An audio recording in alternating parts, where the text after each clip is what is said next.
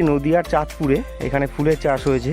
এই যে ফুল তোলা হচ্ছে, দিয়ে মালা গাঁথা হবে, তারপরে এটা মার্কেটে চলে যাবে। এই যে কত সুন্দর লাগছে।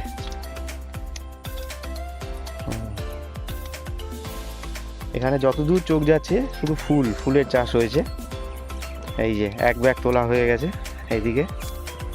বাপ রে বাপ, কত ফুল!